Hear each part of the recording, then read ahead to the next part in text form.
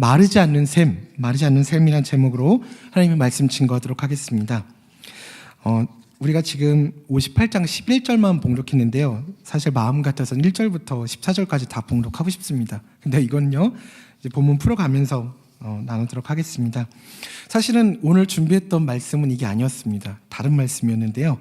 혹시 컴퓨터 하시는 분들 아실지 모르겠어요. 컨트롤 A, 컨트롤 X라고 아실지 모르겠어요. 제가 다른 거 이제 수정하느라고 컨트롤 A 전체를 선택을 했습니다. 그리고 컨트롤 X 전체를 지웠어요. 근데 그 순간 컴퓨터가 나가버렸네요. 다시 복구했더니 원고가 다 사라졌더라고요. 그래서 다시 준비했고요. 아까도 말씀드렸지만 우리 정선자매님이랑 이거 가지고 이제 이렇게 그러니까 다른 뭐 중국어 때문에 얘기를 하다가 이제 저도 뭐 하고 있는 게 있어서 궁금한 게 있어서 이거 물어봤어요. 이 가사를 어떻게 생각하느냐. 예수님께서 마르지 않는 샘인데 어떻게 너는 마르지 않는 샘이라고 이렇게 성경에 나와 있냐. 이게 도대체 우리를 가리키는 거냐, 뭐 이스라엘을 가리키냐, 뭐 예수님을 가리키냐 뭐냐. 이렇게 제가 굉장히 신학적인 논쟁을 벌였던 적이 있습니다. 앞에 앉아 계셔서 굉장히 감사하고요. 그 해답을 오늘 알려드리도록 하겠습니다. 자, 세상을 살아가면서 우리 참 힘들고 지치고 외롭 때가 참 많죠. 네, 그렇기 때문에 살아가는 것은 참 어려운 것 같습니다. 근데 이런 것들을 극복하기 위해서 또 우리가 잘 살아가기 위해서 또 이런 것들을 아픈데 그냥 넘기기 뭐하니까 묵상하기 위해서요, 자꾸 새로운 종교를 만들어냅니다. 요즘에도 새로운 종교들이 참 판을 치고 있죠. 우상을 만들고 숭배합니다. 이 우상이 무슨 형상 뭐 이렇게 금상으로 만든 것만이 아니에요. 우리 굉장히 우리가 빠져있는 하나님보다 더 사랑하는 것들, 그 모든 것들이 바로 우상인 것입니다. 어쩔 때는 지적인 책들이 우리를 우리의 힘듦을 이렇게 위로해주는 것 같기도 합니다. 근데 완전할 수 없죠. 어떨 때는 감성을 터치하는 음악을 듣고 우리가 눈물을 흘리기도 합니다. 그래, 바로 이거야. 가요를 들으면서 막 그러죠. 주님의 사랑은 이거야. 막 저도 그럴 때가 많이 있습니다. 그런데 그것은 완전하진 않습니다. 방송국들은 토크쇼를 통해서요, 계속 힐링을 주장을 하고 있습니다. 사실 교회 안에서 힐링을 주장을 해야 되는데 교회에서는 다른 것들을 주장하고 있고 방송국에서 세상에서 힐링을 주장을 하고 있죠. 요즘에 뭐 말하는 대로 뭐 또 어쩐지 뭐 이런 거 뭐 어쩌다 뭐 이런 거 이래서 굉장히 토크쇼들이 많이 있잖아요. 그리고 아예 힐링 프로그램 자체도 있고요. 근데 그런 데서 이야기하는 것들 보면요, 맞는 것 같아요. 감성을 터치해주고 그 사람들의 아픔을 치료해주는 것 같고 그렇습니다. 근데요, 그게 끝까지 가지 못한다는 것에 바로 함정이 있는 것입니다. 어떤 특이한 유대감으로요, 공감대를 형성해서 관계로 접근하는 모임들도 많이 있습니다. 저도 잘 몰랐는데요, 뭐 어려운 사람들의 모임, 예를 들면 뭐 제가 좀 이렇게 몸무게 좀 나가잖아요. 뭐 몸무게가 많이 나가는 사람들의 모임, 뭐 이런 좀 자기들의 아픔을 이렇게 토로하는 모임들이 있더라고요. 뭐 우울증 모임 등등등 굉장히 많은 모임들이 있더라고요. 어떻게 알게 됐냐면요, 봉사활동을 해야 되는 일이 있었습니다. 그 봉사활동을 하려고 알아보다 보니까 이제 그 봉사를 하려고 알아보다 보니까 굉장히 많은 모임들이 있더라고요. 그래서 근데 가보니까 교회에서 해줄 법한 것들을 그 모임에서 해주고 있더라고요. 제가 봤을 때는 그 또한 완전한 것은 아니었습니다. 또 어떤 분들은 소위 이제 물이 좋은 곳에서, 지금 이 시간에도 저 옆에 계신 분들은 그러실 텐데요, 소위 물이 좋은 곳에 가서 달려 마셔 이렇게 하시는 분들도 많이 계시죠. 그런 모임을 아름답게 형성해가는 분들도 많이 계시다는 것입니다. 자, 그렇다면 우리는 어떤가요? 우리가 물된 동산 같고 물이 끊어지지 않는 샘, 즉 마르지 않는 샘 같습니까? 우리의 삶을 우리가 알잖아요. 물된 동산, 마르지 않는 샘은요, 사실은 우리의 삶과는 좀 동떨어져 있는 것 같습니다. 그래서 우리는 괴롭습니다. 그래서 정치하는 사람이 자꾸 나타나는 것이죠. 왜? 성경에서는 우리 보고 자꾸 물된 동산 같고 마르지 않는 샘 같으라고 하는데 우리의 현실은 그렇지 않기 때문에 그렇습니다. 괴리감이 느껴지는 것이죠. 우리 안에는 힘든 것, 지친 것, 외로운 것이 하나도 없습니까? 없다고 대답할 수 있습니다. 자, 그렇다면 또 한 번 질문을 던져볼게요. 정말 우울한 것이 한 가지도 없습니까? 아니요. 우리의 삶 가운데는요, 우울한 것들 투성입니다. 저도 우울한 것들 굉장히 많아요. 자, 우울한 것은 대충 이런 것입니다. 뭐 정말 많은데요, 그 중에서 몇 가지만 간추려봤어요. 추진이나 결정 내리는 것을 어렵게 하는 슬픔, 무관심, 비활동, 그러니까 활동하지 않는 것 등이 우울증입니다. 그리고 종종 불면을 동반하는 피로와 에너지의 상실이고요. 염세주의와 절망, 그리고 두려움, 그리고 종종 자기 비판과 제의심, 수치심, 쓸모없다는 느낌, 이런 것 있으신 분들 혹시 손 들어 보시겠어요? 네, 들으실 수 없겠죠. 무력감 등을 수반하는 부정적인 자아 개념 없으신가요? 많으실 겁니다. 그리고 일과 그리고 성적인 것들, 그리고 일상적인 활동에 대한 흥미의 상실, 네. 그리고 자발성의 상실이요. 그리고 집중에 있어서의 어려움, 그리고 좀 걸리는데 저 되게 산만한 편이거든요. 집중에 있어서 어려움. 그리고 즐거운 사건이나 활동들을 즐길 수 없는 것, 즐거운 것인데 그것들을 즐길 수 없거나 즐거운 활동인데 그 활동을 하면서 즐겁지가 않다는 것이죠. 어딘가에서 본 것 같지 않습니까? 우리 주변에 있는 형제들, 자매들, 또 나의 모습인 것 같지 않습니까? 그리고 종종 식욕의 상실, 이거는 잘 공감이 안 되는데요. 어쨌든 이런 것도 우울증이라고 합니다. 더하여 감추어진 우울증이라는 거 있다고 합니다. 이것은요, 자신이 슬픔을 느끼고 있다는 것을 부인한다는 거예요. 나 슬프잖아, 나 기뻐, 나 기쁜데 나한테 왜 그래? 이러는 거죠. 근데 실제로는 우울증을 겪고 있는 거예요. 어떻습니까? 이런 것들이 우리에게 전혀 없습니까? 자, 그렇다면 우리 아이들은 어떨까요? 아동기에도 우울증이 있을까요? 네, 있습니다. 정서장애나 분노, 행동 뒤에 숨은 가장된 우울증 증상은요, 성인기보다 아동기 때 더 훨씬 일반적으로 많이 나타나고 그만큼 근데 이렇게 확연하게 표면적으로 드러나지 않기 때문에 잡아내기가 어렵다고 합니다. 성인기 우울증과 구별되는 특별한 유형의 아동기 우울증은요, 100명 중에 20명꼴로 나타난다고 합니다. 굉장히 많죠. 아이들의 경우 여러 가지 가변율이 있습니다. 여러 가지 상황에 따라서 이런 우울증이 오지만 분명한 것은 아동들도 분명하게 우울증에 걸린다는 것입니다. 자, 그렇다면 아기들은 어떨까요? 유아들은 어떨까요? 유아들도 우울증이 있다는 것입니다. 대개 생물학적인 원인에 기초하고 있지만요, 엄마를 대신하는 어른의 부적절한 돌봄에 있어서 외부 활동이나 자극적인 반응을 보이지 않는다는 것입니다. 엄마가 어떤 태도를 취하도, 그리고 또 엄마 대신에 어떤 어른이 돌보고 있어도 그것에 대한 반응을 하지 않는다는 것이죠. 증상으로는 좀 약하게 울거나 음식을 거절하거나 과도하게 잠을 잔다거나 아니면 무감각하게 군다는 것입니다. 이런 유아에게 가장 중요한 것은 무엇일까요? 우선적인 것은요, 바로 엄마를 복구시켜주는 것입니다. 우리도 복구해야 될 게 한 가지 있죠. 누굴까요? 오늘 이 시간 그것을 함께 나누고자 합니다. 오늘 우리가 읽었던 본문은 그것을 가르쳐주고 있는데요. 이 한 구절 안에 굉장히 많은 축복이 담겨져 있어요. 무려 5가지나 담겨져 있는데요. 하나님께서 당신을 항상 인도하실 것입니다. 두 번째요, 메마른 곳에서 당신의 영혼에 만족을 주실 것입니다. 또한 세 번째, 당신의 뼈를 견고하게 하실 것입니다. 물론 이스라엘의 역사와 심판에 관련된 이야기지만 오늘은 좀 생략하기로 했습니다. 네 번째요, 당신은 물된 동산 같을 것입니다. 다섯 번째요, 당신은 물이 끊어지지 않는 마르지 않는 샘 같을 것입니다. 5가지 축복이 들어있습니다. 근데 이 5가지 축복 중에서 한 가지라도 우리한테 가까이 느껴지면 참 좋을 텐데요. 생각해 보십시오. 오늘 하루를 살 때 이 축복들이 우리의 삶 가운데서 느껴지셨습니까? 다른 거 생각하시지 말고요. 오늘 금요일 날 사셨을 때 이 축복들이 우리 삶 가운데 느껴지셨습니까? 내가 마르지 않는 샘이고 내가 물된 동산 같고 하나님께서 나와 계속 함께 하셔서 내가 막 능력 이런 거 같이 느껴지셨습니까? 이 축복이요, 우리의 삶에서 느끼기가 좀처럼 어렵습니다. 고백하기 참 부끄럽지만 참 어려워요. 그러나 이 말씀은 분명히 하나님께서 우리에게 주신 축복의 말씀이라는 것입니다. 이 축복의 말씀이 우리에게 이루어지는 삶 되어지기를 소망합니다. 이 축복의 예언은요, 그냥 태평양을 건너, 대서양을 건너, 인도양을 건너서라도 무조건 오는 게 아니에요. 웃어주실 줄 알았는데 역시 새벽 2시군요. 무조건 이루어지는 것이 아니라는 것입니다. 그래서 이사야 58장을 한번 살펴보도록 하겠습니다.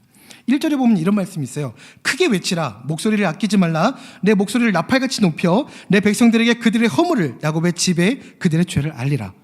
회개의 내용입니다. 이스라엘이 환난 날에 하나님께 금식 기도를 합니다. 그런데요, 이 금식 기도는 하나님께서 원하시는 진정한 금식 기도가 아니었다는 데 문제가 있어요. 그들은 나름대로 최선을 다해서 하나님께 간구했고요. 신앙생활을 하는 것 같았습니다. 완전한 형식이었던 것 같고 완전한 그 신앙생활이었던 것 같지만 사실상 그것은 굉장히 안 좋은 형식적인 것이었고요. 외식적인 것들 뿐이었습니다. 이스라엘은 하나님께서 자신들을 구원해 주실 것을 바라며 굉장히 잘해보려 했고 금식까지 했습니다. 그리고 그것으로 잘하고 있다고 완전히 그들은 착각하고 있었습니다. 2절을 보면요, 쉬운 번역을 한번 살펴볼게요. 그들이 마치 공의를 행하고 하나님의 규례를 저버리지 않는 민족이나 되듯이 날마다 나를 찾으며, 하나님을 찾으며 나의 길을 알기를 좋아한다. 그들은 무엇이 공의로운 판단인가를 나에게 묻고 하나님께 가까이, 그러니까 나에게 가까이 나가기를 즐거워한다. 자, 이 말씀을 보면요, 분위기가 좀 이상해요. 하나님께서 말씀하시는 분위기는요, 마치 잘하고 있는 게 아니라 마치 잘하고 있는 듯이 라고, 하나님께서 잘하고 있는 듯이 하나님께 나온다고 질책하고 계십니다. 그러면서 그들은 자신들이 금식하고 마음을 괴롭게 하면서 하나님께 기도를 하고 있는데 왜 들어주시지 않는가라고 불평하고 불만하고 있다는 것입니다. 3절에서요, 우리가 금식을 하는데 왜 주님께서는 보이시지 않습니까? 왜 응답해 주지 않으십니까? 라고 통회하며 괴로워합니다. 왜 주님께서 모른 채 하십니까? 라고 계속 불평불만을 하죠.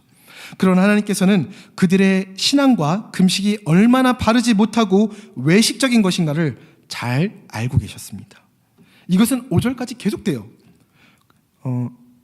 중간은 생략하고요. 그 후에 6절부터 7절을 통해서 하나님께서 원하시는 금식을 말씀을 하십니다. 3절부터 5절까지는요, 그들의 행위에 대해서 쭉 나오고요. 6절부터 7절까지는 하나님께서 원하시는 금식에 대해서 말씀을 하십니다. 우리는 여기에 포커스를 둬야 됩니다. 내가 기뻐하는 금식은 흉악의 결박을 풀어주며 멍에의 줄을 끌어주며 압제당한 자를 자유케 하며 모든 멍에를 꺾는 것이 아니겠느냐. 7절입니다.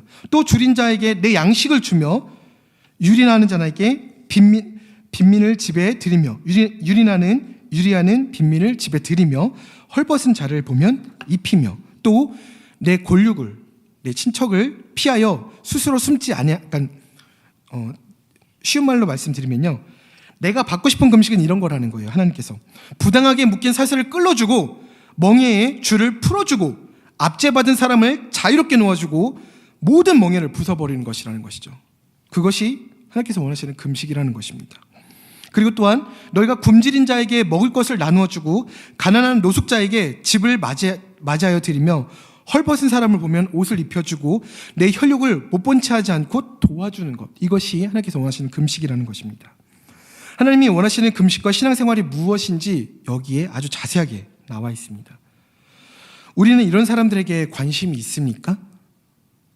이게 너무 넓은 범위를 떠나서 생각하지 말고요, 그냥 가까이 있는 사람들 생각해 봅시다. 우리 지체들 중에, 우리 교회 성도들 중에, 우리가 전도하려는 대상자들 중에, 우리의 직장에 있는, 우리 학교 안에 있는 그 대상자들 중에, 가까이 있는 사람들 중에 그들이 힘들어할 때 우리가 이렇게 케어하려고 하는 부분들이 있습니까? 우리 주변에는요, 힘들어하는 사람들이 참 많이 있습니다. 그들이 정말 왜 힘든지 우리는 사실 별로 관심이 없어요. 그것을 정복거리로, 정치거리로, 이용거리로, 내 성공과 내 이름을 위해서 내가 잘하는 것처럼, 내가 그들을 정말 케어하는 것처럼 포장거리로는 삼습니다. 그런데요, 정작 그들이 무엇을 때문에 그렇게 아파하고 죽을 것처럼 힘들어하는지 정작 그것에는 관심이 없다는 것입니다. 우리는 너무 함부로 판단을 해요. 내 아픔도 기기적으로 그냥 이겨내려고 해요. 그러니까 남의 아픔에 눈을 돌릴 틈이 없는 것입니다. 내가 아프면 하나님께 아뢰야 되는데 이것도 아니야. 나는 이러지 않아. 나는 기도와 예배로 다 이겨낼 수 있어. 기계적으로 자꾸 움직입니다. 아니라는 것입니다. 또 다른 사람의 아픔을 자꾸 넘겨짓습니다. 어떤 사람이 내가 좀 아파. 물론 말이 길겠죠. 왜? 아프니까요. 상황을 다 설명하고 싶어 합니다. 왜? 이해받고 싶으니까요. 내 편이 되어줬으면 하니까요. 말이 깁니다. 근데 우린 그 말 듣습니까? 아니요. 딱 자릅니다. 좀 한두 마디 듣고 내가 판단할 때는 말이야, 내 생각엔 말이야, 딱 하고 자기의 의견을 그냥 제시하죠. 그럼 그 제시함이 맞습니까? 맞지 않습니다. 맞지 않는 것, 그것에 관심이 있습니까? 아니요. 그냥 나는 제시했을 뿐이고 그건 네 문제야. 나와는 상관없어. 끝. 이것이 우리의 삶의 태도라는 것입니다. 남의 말을 끝까지 다 듣지 않아요. 우스갯소리가 있습니다. 우스갯말이 있는데요. 어떤 남자가 약국에 갔어요. 약사에게 말을 했습니다. 딱꼭질이 멈추지가 않습니다. 견딜 수가 없어요. 좀 고칠 약이 없을까요? 그러니까 약을 조련하던 약사가 뒤를 돌아보더니 남자의 뺨을 팍 칩니다. 어때요? 딱꼭질 멈췄죠? 딱꼭질은 어떤 약보다도 이렇게 놀래는 게 최고예요. 멈췄죠? 그랬더니 그 남자가 뺨을 어루만지며 말합니다. 딱꼭질하는 건 제가 아니라 제 아내인데요. 남의 말을 끝까지 들어야 된다는 것입니다. 남의 아픔을 좀 진중하게 끝까지 들어주십시오. 우리는 다른 사람의 아픔에 대해서 이렇게 정지합니다. 너 우울하면 안 돼. 너 그 우울증이야. 너 빨리 빠져나와야 돼. 누가 몰라서 그러고 있습니까? 제가 허리가 아프지 않습니까? 야, 너 빨리 뛰어야 돼. 너 운동해야 돼. 제가 모르겠습니까? 10년 이상, 17년을 알았는데요. 저도 다 알아요. 근데 그게 힘든 겁니다. 우울함에 대한 오해들이 근데 우리가 좀 많습니다. 누군가가 힘들다, 우울하다면 그냥 자신의 잣대로 난도질을 해버립니다. 넌 이래서 이런 거야. 넌 이렇게 기도를 해야 돼. 굉장합니다. 그러면 안 된다는 것이죠. 기도를 해야 되는 건 맞죠. 예배 자리 가운데 나와야 되는 건 맞습니다. 근데요, 왜 기도를 해야 되는지, 왜 예배 가운데 나와야 되는지 그 과정의 해석이 너무나도 엉뚱하고 너무나도 이상해요. 지저분하다는 거예요. 우울증은요, 죄의 결과가 아니에요. 우울증은 죄의 결과라고 이야기를 하면 안 된다는 것입니다. 너 그거 죄의 결과야. 너가 이렇게 잘못됐기 때문에 너 그런 상황이 벌어진 거야. 자꾸 이렇게 판단하면, 정죄하면 안 된다는 것입니다. 우울증은요, 하나님에 대한 신앙의 결핍 때문에 생깁니다. 오히려. 그가 어떤 죄의 어떤 과정 때문이 결과 때문이 아니라는 것입니다. 우울증은요, 하나님께서 당신을 저버렸기 때문에 생기는 것이라고 자꾸 비난할 때가 있습니다. 하나님께서 너를 버리신 거야. 하나님께서 너를 이렇게 채찍질 하시는 거야. 이런 식으로 자꾸 몰고 가면 안 된다는 것입니다. 아파 죽겠는데. 우울한 사람들, 힘든 사람들은요, 이 모든 것이 영적인 문제라고만 이야기를 하면 안 된다는 것입니다. 물론 영적인 문제입니다. 그러나 우리들은 그 전에 우리가 표면적으로 볼 수 있는 것에서도 케어를 해줘야 된다는 사실입니다. 우울증은 하나님께서 우리에게 등을 돌리심으로 약이 되는 게 아니에요. 오히려 우리가 하나님께서 등을 돌리기 때문에 약이가 되는 것입니다. 그 부분에 포커스를 맞춰야 돼요. 자꾸 하나님께서 떠나시는다는 둥, 하나님께서 널 버리셨다는 둥, 이런 식으로 몰고 가면 안 된다는 것입니다. 그리고 또한 정서적인 문제들, 원인들이요, 물리적인 원인들과 같이 쉽게 보이지 않지요. 정신적인 것들이 눈에 보이지 않습니다. 그렇기 때문에 배타적인 영적인 형태로만 치유된다고 자꾸 밀어붙인다는 것입니다. 너 영적으로 치유받아야 돼. 영적으로 치유받아야 돼. 아니요. 그래, 너 힘들었구나. 우리 함께 기도하자. 오히려 이게 나을 수도 있습니다. 근데 우리는 자꾸 나도 모르는, 나도 체험하지 않은, 나도 그냥 뿌옇게 알고 있는 어떤 영적인 체험으로 자꾸 끌고 들어간다는 것입니다. 우리에게 예수님의 결핍이 있을 때 우리는 우울해집니다. 이때요, 다른 것을 통한 게 아니라 바로 믿음을 가지고 예수님께 나아가야 됩니다. 이 믿음이 무엇인지 우리는 아파하는 사람들에게 좀 알려줘야 돼요. 자꾸 이상하게 진단하고 판단하지 마십시오. 이 믿음만 한 가지만 그들에게 알려주면 됩니다. 우리 마태복음 15장 21절에서 28절 말씀 잘 알고 계십니다. 예수님께서 들어와 시돈 지방으로 들어가셨어요. 거기에 가나안 여자가 소리를 칩니다. 내 딸이 흉악하게 귀신에 들렸다고 소리를 칩니다. 예수님께서는 되게 충격적이에요. 단 한마디도 하지 않으세요. 그러니까 제자들이 가서 오히려 청합니다. 예수님, 저 뒤에서 소리 지르는 여자를 좀 보십시오. 예수님께서 대답하셨어요. 되게 좀 냉정하게 대답하셨어요. 나는 이스라엘을 집에 잃어버린 양 외에는 다른 데로 보내심을 받지 않았다.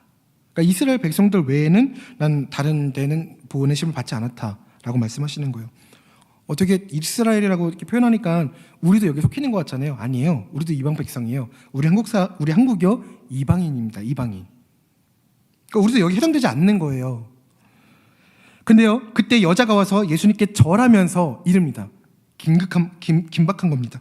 주여 나를 도와주시옵소서. 예수님께서 대답하십니다.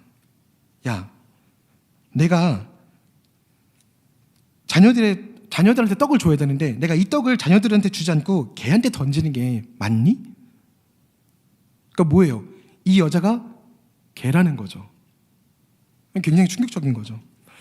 그럼 이 정도 되면 여자가 나가 떨어져야 되는데 이 여자는 이렇게 말합니다. 맞습니다, 예수님. 그 말씀이 맞습니다. 그런데 예수님, 개들도 제 주인의 상에서 떨어지는 부스러기를 먹지 않습니까?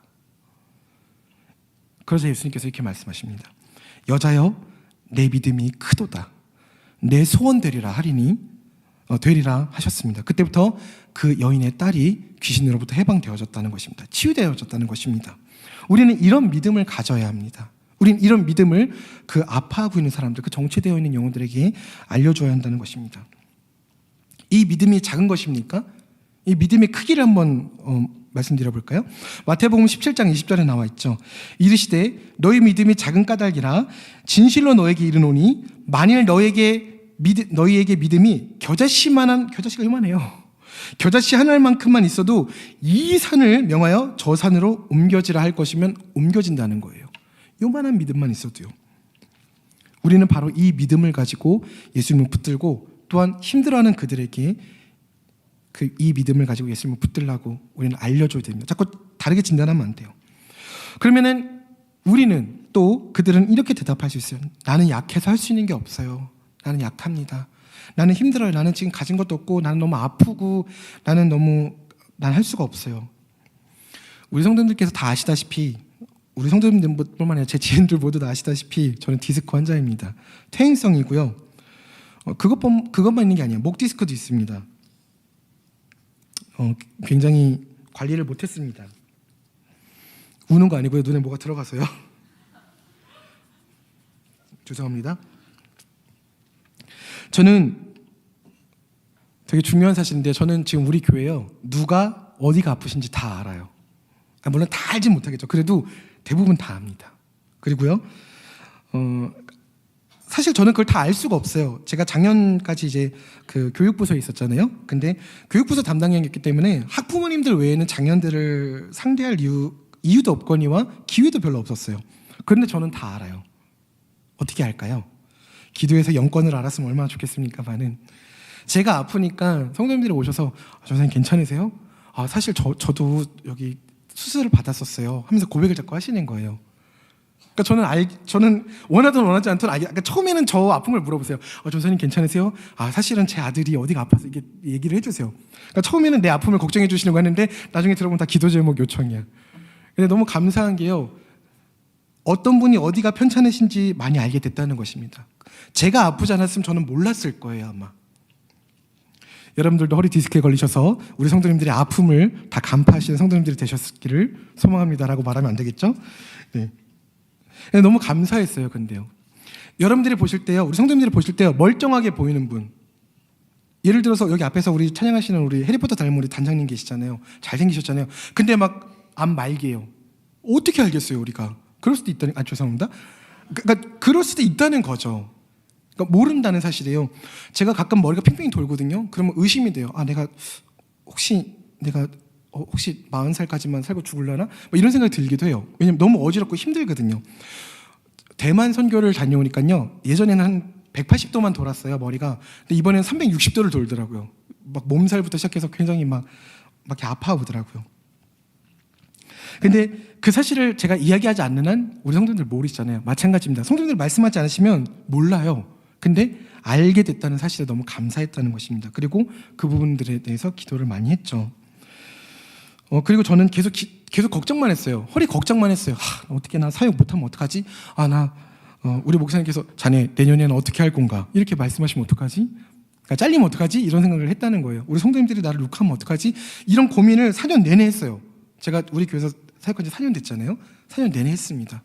그런데요, 뒤돌아보니까 저는 4년 내내 그 걱정만 하고 살아왔던 거예요.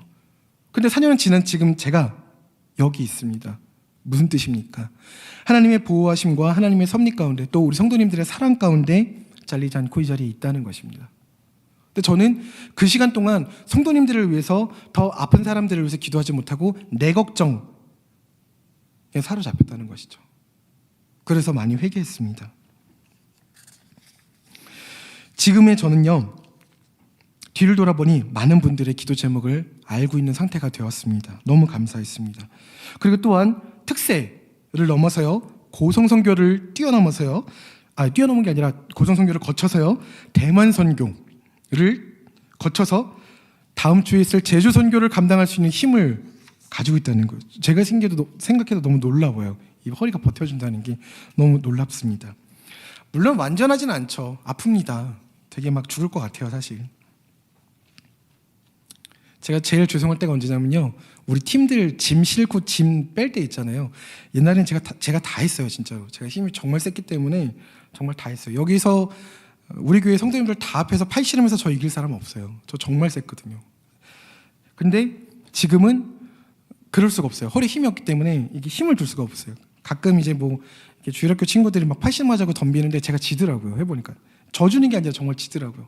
완전할 수는 없어요. 그러니까 짐 싣고 나를 이렇게 뺄 때 정말 죄송해요. 가만히 서 있어야 되잖아요. 그것도 교육자가 아유 수고하십니다. 이것도 하루 이틀이지. 정말 죄송하더라고요. 그래서 이를 악물고 그래도 짐 이렇게 나를 수 있는 건 같이 나르려고 합니다. 하나님 힘 주십시오. 제가 완전하진 않지만, 제가 완벽하진 않지만 제가 그래도 이 선교 가운데 완주할 수 있도록 하나님 힘을 부어주십시오라고 기도를 하면서 나갑니다. 왜냐면요, 완주한다는 것은요, 완벽한 것을 뛰어넘는 가치가 있기 때문에 그렇습니다. 좀 멋있지 않아요? 네. 준비하면서 되게 멋있었던 것 같아요. 저는 아이가 없었잖아요. 아이가 없을 때는요, 우리 교회 성도님들의 네트워크가 그렇게 잘 되는지 몰랐습니다. 근데 아이를 딱 낳고 나니까요, 그 아이를 육아하고 계시는 분들의 네트워크가 얼마나 잘 되는지 연락망이 굉장하더라고요. 되게 많은 사랑을 경험을 했습니다. 근데 그러면서 알게 된 사실이요, 전사님한테 이거를 말씀드리고 싶었는데 그동안 아이가 없어서 말씀을 못 드렸어요 라고 말씀하시는 분들이 굉장히 많았다는 사실이에요. 즉 뭐냐면요, 많은 분들이 저희 집 아이가 생기기를 많이 기도해 주셨다는 사실입니다. 자기 집 자식이 아니잖아요. 그리고 자기 친척의 자식이 아니잖아요. 근데도 기도를 해주셨다는 것입니다. 그 부분에서 정말 감사했고, 그리고 7년간 아이가 없었기 때문에 아이가 없는 부부의 아픔을 굉장히 많이 통감을 하고 더 많이 기도를 하고 있습니다. 우리 성도님들이 그렇게 해주셨다는 것, 그것은 사랑이 이론보다는 행동이 따라야 한다는 것을 보여주셨다고 저는 생각을 했습니다. 성경에는요, 하나님께서는 속성이 사랑이시기 때문에 사랑을 이렇게 정리하고 있습니다. 그러니까 나열을 하고 있어요. 고린도전서 13장 4절에서 7절인데요. 굉장히 긴 이런 말씀들이에요. 그냥 1절부터 말씀드리면 사랑은 오래 참고 온유하며 시기하지 않으면 이런 말씀 있잖아요. 사랑장 그 부분 쭉 나와 있는데요. 근데 우리는 이걸 하기가 힘들어해요. 우리는 이렇게 사랑하기를 힘들어합니다. 왜 힘들어하는지 아세요? 우리는 우리가 사랑을 했을 때 그 상대방의 반응을 보면서 사랑하기 때문에 힘들어하는 것입니다. 그게 아니에요. 그게 아니라 우리는 그냥 먼저 사랑을 해야 되는 것입니다. 우리 항상 제가 너무나도 은혜 받은 말씀, 그래서 항상 나누는 말씀 있잖아요. 로마서 5장 8절. 우리가 아직 죄인 되었을 때 그리스도께서 우리를 위하여 죽으심으로 하나님께서 우리에 대한 자기의 사랑을 확증하셨느니라. 우리가 아직 죄인이었을 때 하나님께서 우리를 사랑하셨고 예수님께서 십자가를 지게 하셨다는 사실입니다. 우리가 죄가 없기 때문에 예수님께서 우리를 사랑하신 게 아니라는 것이죠. 그렇기 때문에 우리도 먼저 사랑을 해야 되는 것입니다. 자꾸 상대방의 반응을 보면 안 돼요. 물론 반응 볼 수밖에 없죠. 어떻게 반응하나 볼 수밖에 없습니다. 근데요, 그거 보면은 시험에 들어요. 지칩니다. 그게 아니라는 거예요. 그냥 먼저 일단 엄청 사랑하는 것이라는 것입니다.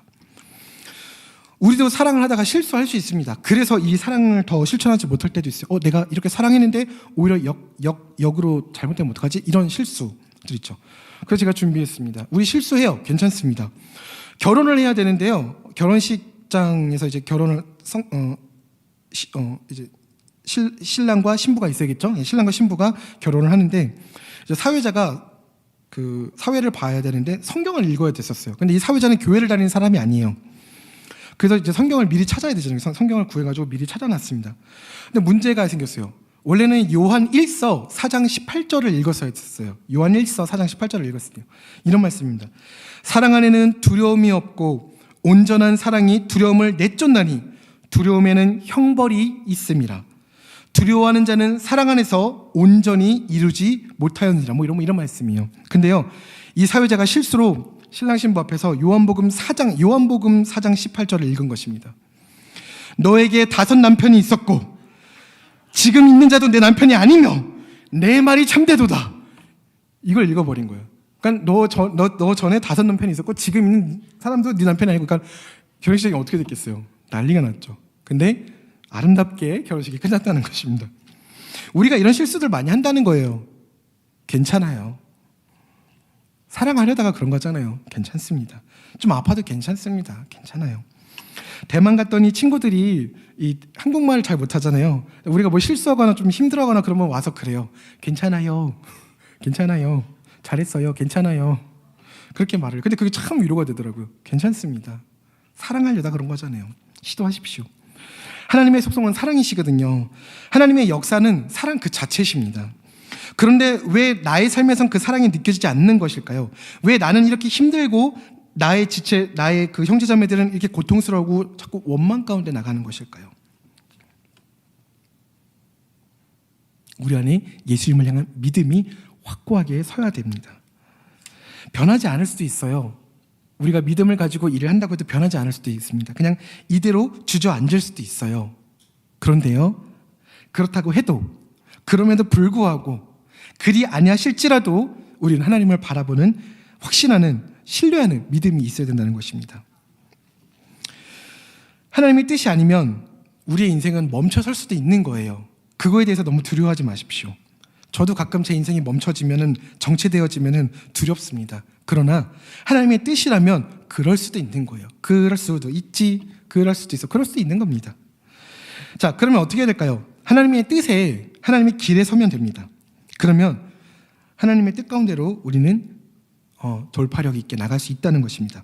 하나님께서 회복시키시고 치료하신 다음에 다시 사용하시는 사용하시고자 하는 그 자리에 우리가 있으면 된다는 것입니다. 우리가 해봐서 알잖아요. 우리의 힘으로, 우리의 능으로, 우리의 지식으로, 우리의 인간관계를 풀어가는 방식으로는 안 된다는 거 우린 뻔히 잘 알고 있잖아요.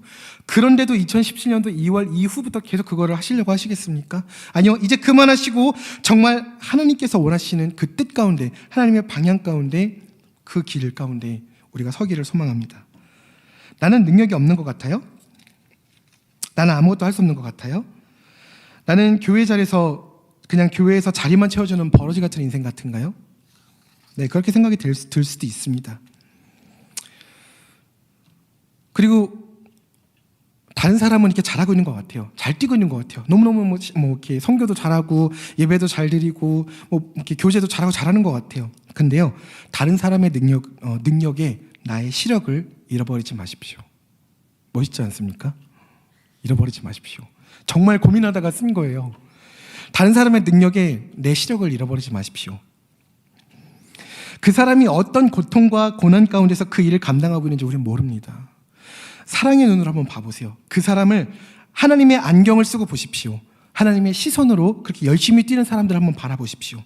그 사람들이요, 그저 그들의 능력을 일하고 있는 것이 아니라 그들도 부르짖음 가운데 한 걸음 한 걸음 나아가고 있다는 것입니다. 형제의 눈물, 자매의 기도가 보일 것입니다.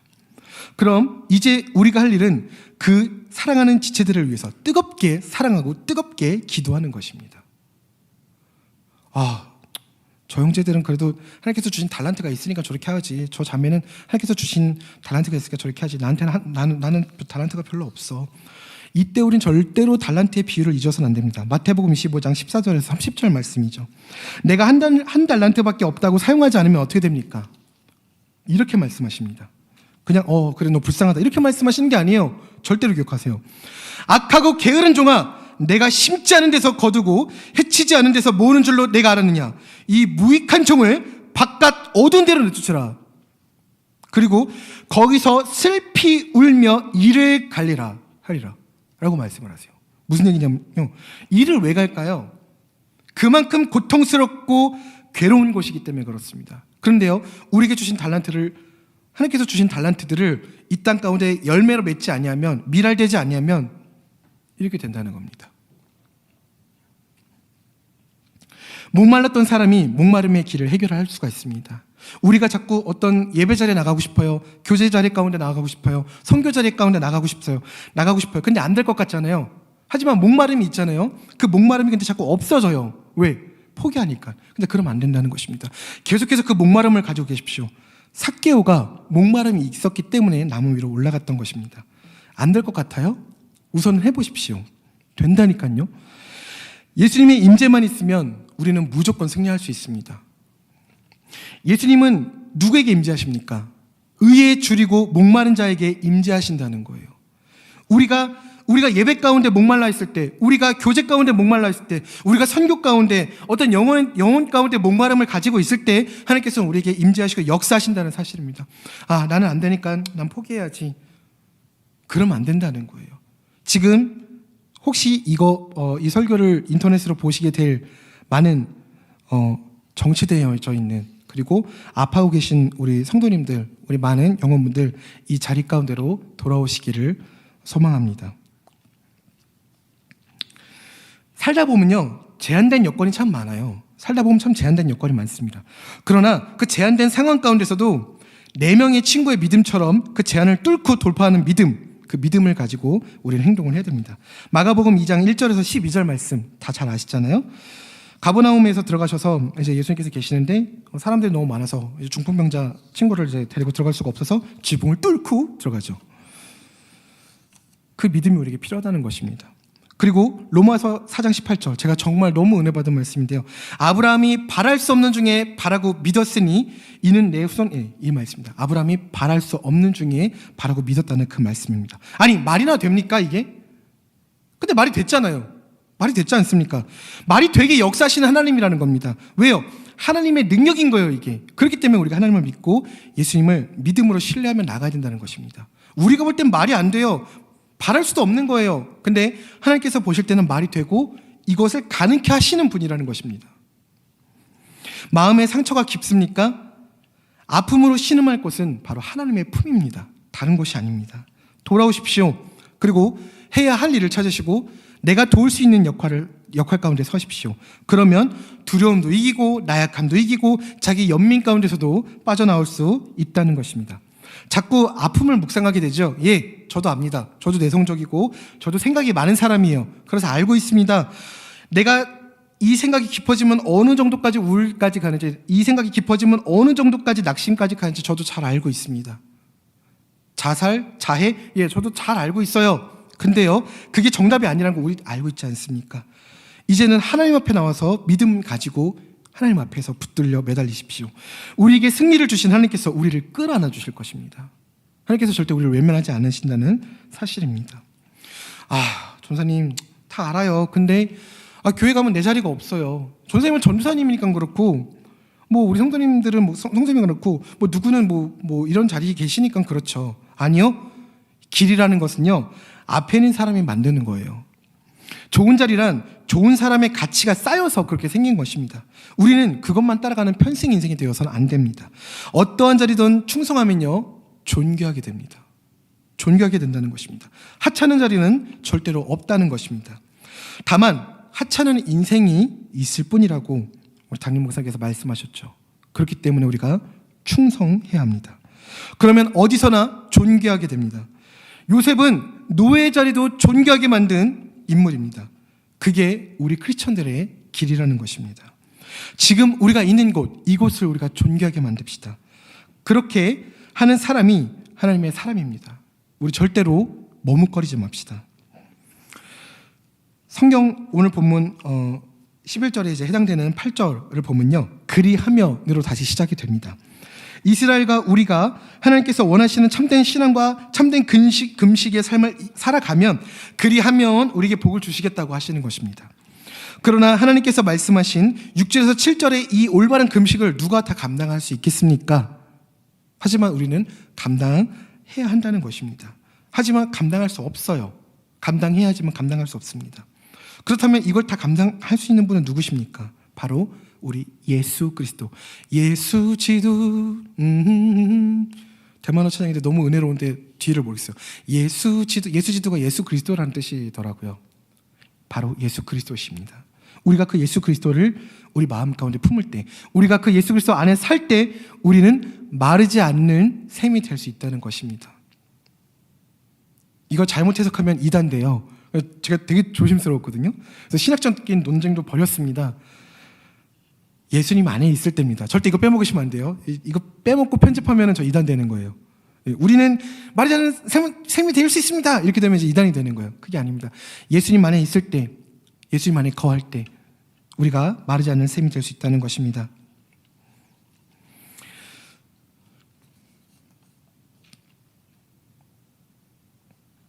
예수님께서는 이 마르지 않는 샘 자리 가운데 우리를 지금도 초청하고 계시고 그 축복을 우리가 누리기를 원하신다는 사실입니다. 우리가 예수님 안에서 살아가는 그런 복된 인생 되어지기를 간절히 소망합니다. 아멘. 자, 우리 함께 다시 찬양을 올려드리겠습니다. 마르지 않는 샘 찬양 올려드리고 기도하고 오늘 2부 예배 마치도록 하겠습니다.